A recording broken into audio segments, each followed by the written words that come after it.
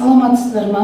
Бүгінгі сабағымызда органикалық химия пәнінде өтілетін амин қышқылдар тақырыбындағы альфа-амин қышқылы глицин, яғни ол үшін бізге қажетті мынау медициналық аптекаларда сатылатын глицин дәрісін қолданып отырмыз.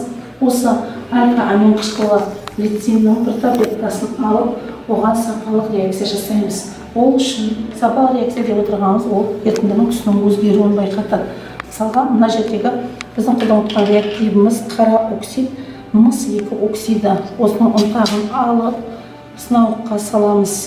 Яғни, сынауыққа шамамен 2 грамм өлшеп салдық.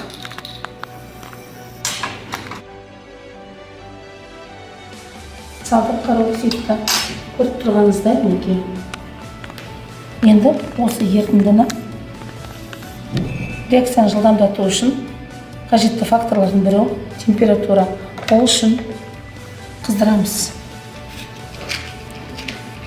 Спирт шамды жағып, жанарғының жалынында қыздырамыз.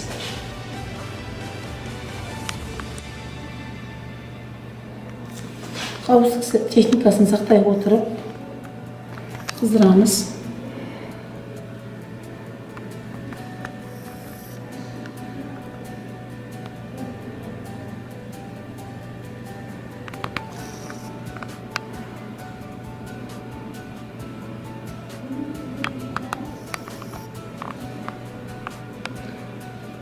Өздеріңіз байқағандай түстің өзгергені байқалып тұр.